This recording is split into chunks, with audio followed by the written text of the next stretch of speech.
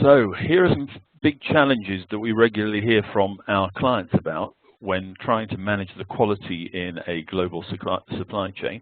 And I'm not going to read these out, but it'd be interesting to hear from you all about what are your challenges in managing quality in your supply chain, whether it's the quality you deliver to customers or it's the quality you receive from your suppliers.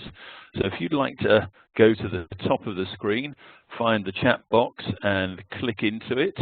And if you send your chat to everyone, then we'll all see what your most pressing challenges are as we go through this webcast. Do also use the chat box, please, to throw in any messages if you don't want to speak, but do feel free to just unmute your microphone at any point and ask the question out loud if you prefer to do that. That's perfectly okay. So we all have a supply chain of one sort or another, whether it's an internally controlled supply chain or an externally controlled supply chain. There may be products coming to you from other factories and plants around the world. That may be software, it may be hardware, it may be components. But in this example, in ensuring manufacturing quality and a good quality customer experience, I'm going to use a car manufacturing example, one which I've been working on in the past myself. So if you have a look at the expectations of our suppliers, we, of course, want quality components and processes. We want things to work first time. We want them to be easy to assemble. We want them to arrive on time. We want them to work in the hands of the ultimate consumer. But equally, we need to share information up and down the supply chain. And this webcast is very much about the quality of the information flow that we can create if we are wise and we can cooperate with our supply chain partners. Let's have a look at a practical example of a problem that I have some experience of. We've got a situation where the customer says, look, my visor's flopping down in my car. So, it gets in the way even when I don't want it to. And then we go to the car dealership who says to the manufacturer, I want a replacement visor. And then the manufacturer of the cars, I'm not picking on any particular model here, by the way, this is not meant to be representative of a car that's got visor problems. We have too many claims about visors, so they then go back to the component manufacturer. And the component manufacturer quite reasonably asks, well, which component is failing? And then we have to go back to the manufacturer of the car. They're looking to understand which components and which customers.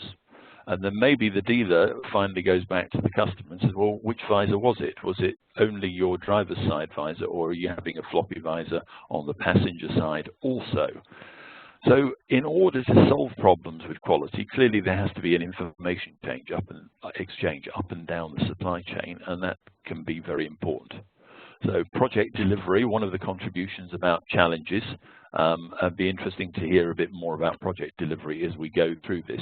Who is it that's not delivering, and what do we need to do about that?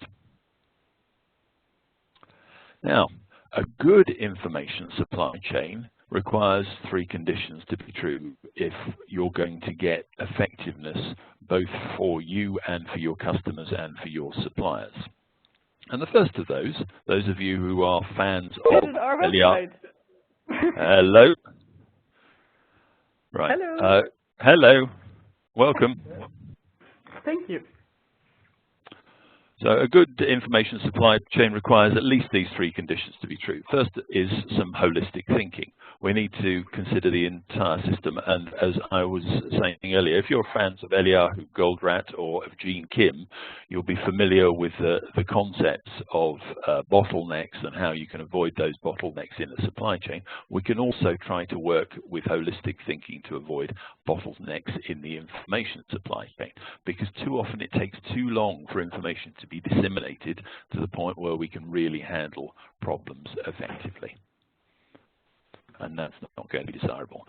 Second is to amplify the feedback loops. If we're not getting the information exchange we need from any partner in the supply chain, we need to give proper feedback about that. Are they, for example, failing in their situation appraisal and not giving us enough information about the impact? Are they not helping problem analysis because we're not seeing a proper description of the problem? in making decisions about what the best solutions are they not giving us enough information about requirements and goals?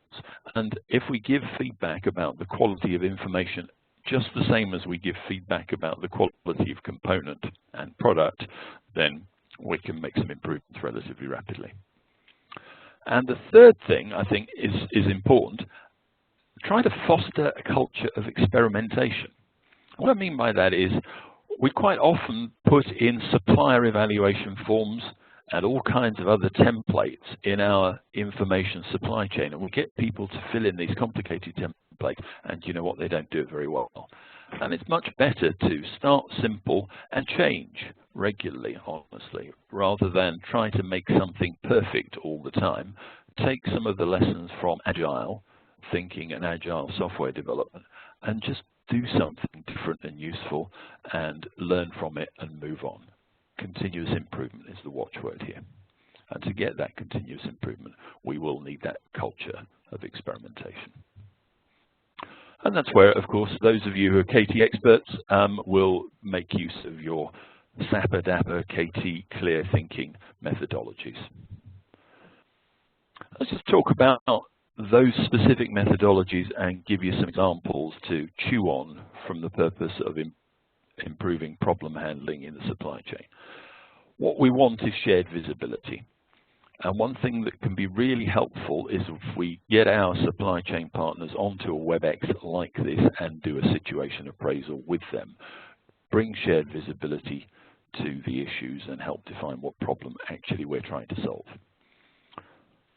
Do always ask for a list of issues from all stakeholders. It's great practice to put your list of concerns up so everybody can see it and can say, well, no, actually, that's not what I meant. Make sure we write everything down. When we're trying to explore issues with partners, it's very easy for people to become defensive. And so one way that's really great in situation appraisal of avoiding that is just ask what else. What else do you want to talk about? What else do you want to talk about? And don't start asking why. Why did that happen? Not yet, at any rate. Just let people be free and open to declare what their concerns and worries are before we use the why question, which tends to put people on the defensive. So key questions, as many of you will have seen before, on your blue card. By the way, the offer, as always, is open to you. If you've lost your blue situation appraisal card, I can give you an electronic one by email if you'd like to send an email into KT. Alternatively, there are always the free downloads that you can employ by opening a My KT account on the website. So there's a bunch of free downloads there, including a tablet app you can use for these things. It's really important in this situation appraisal, if we are dealing with a client that's upset, to establish the purpose of remedies and investigation from their point of view. Often we get over-focused on fixing some technical component and forget there's a human being that's trying to do something, they're trying to produce something, and our first responsibility is to help them. And situation appraisal will help you do that. Don't dive into the technical level too soon. Let's look at an example here of exactly that. Here we have a particular problem, a relatively simple one, around packaging quality. Some of you may well have had packaging quality problems in the past, and this is a situation appraisal where you've got some carton damage, and this is what it would look like once we've completed our conversation with the customer.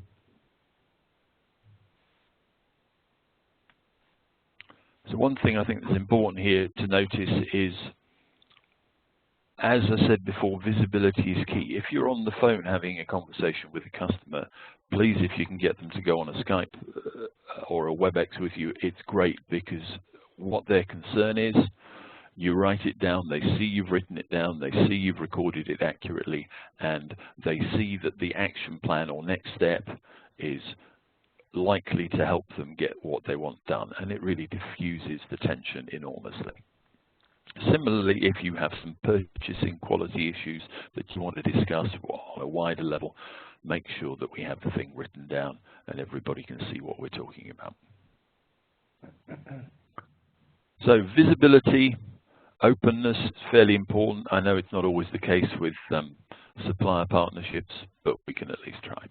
Let's move on to amplifying feedback loops and improving the quality of information going up and down the supply chain. You will not be surprised by the colours here, I'm sure. These are not the only 6 components of effective information in a supply chain.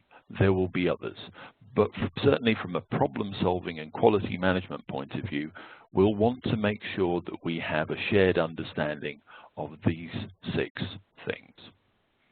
Now, the bubbles in your organization may be slightly different. You may have different priorities, and that's completely okay.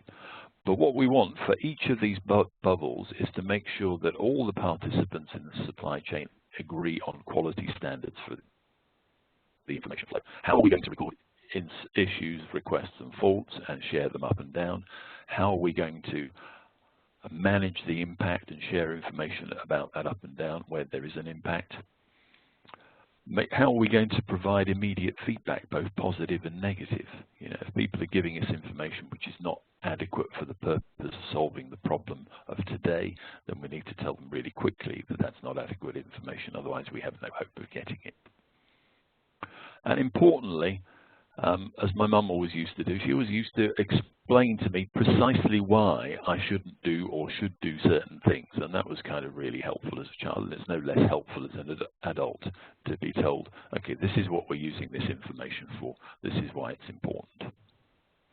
And it's not enough to do that once and put it into an SOP or an SLA or a template. We have to kind of reinforce those expectations regularly. So decide what you're going to feedback about, agree on some quality standards, and do give regular reviews about whether we're meeting those. And part of that will be creating checklists. Now, as I said earlier on, you can't expect a whole chain of customers or suppliers to complete complex templates all the time. Everybody tries it and they don't do it. So one of the things that you can do is avoid the kind of picture that you've got on the bottom right as far as you can. Not too much. Figure out and agree what the essential data is for diagnosis or other purposes. It's good to involve the whole information chain to agree your particular organizational checklist and ask questions like, well, what data helps you, supplier, to establish course?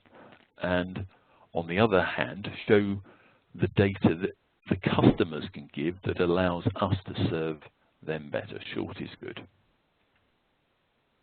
Now here's a problem-solving checklist as an example. You might say, wherever we have a fault or a claim, we would like to know some of this stuff. And those of you who have seen previous webcasts on major incident management might have heard a little bit about shortening your major incident checklist, and these are the same principles. So what we want to do is select from our problem analysis card what are the absolutely vital few things we want to get when there's a claim or when there is a non-conformance issue. And these are some examples. Now, I'm not saying that your checklist will be anything like this, but it's certainly good to show the problem analysis card to your supply chain partners and discuss, okay, which of the is and is not questions are going to be really vital for every occasion, or maybe you'll do that by product component family and say, well, if it's this kind of product, we really want to know A, B, and C.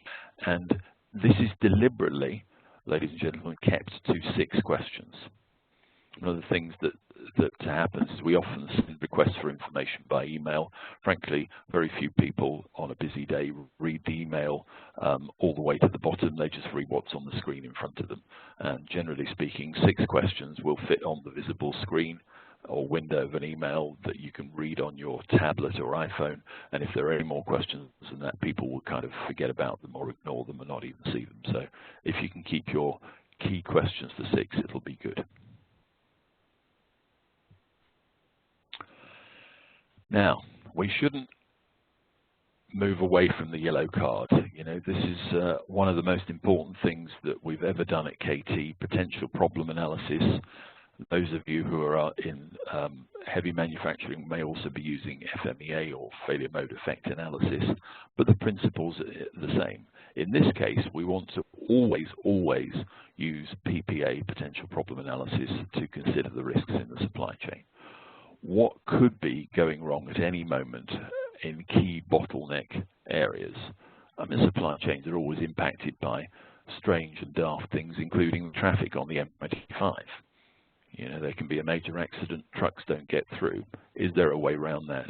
And it's worth, if you are operating a just-in-time manufacturing system, making sure that you have a regular risk review of major and minor risks that could impact your production and your end delivery to your own consumers. I think it's also important to sense check process changes. We're all busy doing continuous improvement of one sort or another, and sometimes what we'll do is we'll improve one part of the process only to create a bottleneck or problem elsewhere, and it's worth discussing those kinds of things with your supply chain partners as far as you can, wherever it's possible by rules of confidentiality. So as we get to the end, I'm going to stay on the line to answer questions if you want me to. One of the things is, what is SAPA-DAPA? So situation appraisal, problem analysis, decision analysis, and potential problem analysis are techniques well known by KT alumni. If you'd like more information, by all means, please send me an email and we'll send you the relevant book chapter. But in summary for today, visible thinking. That is the key to effective cooperation. So I think we all have the ability to use Skype for Business, or we have the ability to use all kinds of open source tools, WebExes, in order to make sure that we can see in cooperative meetings what's going on. Share that situation appraisal regularly up and down the chain, and make sure you negotiate common formats for sharing key information. If you'd like to stay on and talk, then I'll be here for a few minutes for your edification and delight. Meanwhile, I hope you've enjoyed this morning's webcast and look forward to seeing some of you again on the 3rd of next month, where we'll be looking at the company culture, kind of slightly off the edge of the normal KT stuff, but those of you familiar with our performance system management techniques will know what we're talking about. Thanks very much, everybody, for attending. That's it for today, but do stay on the line if you'd like to ask any questions.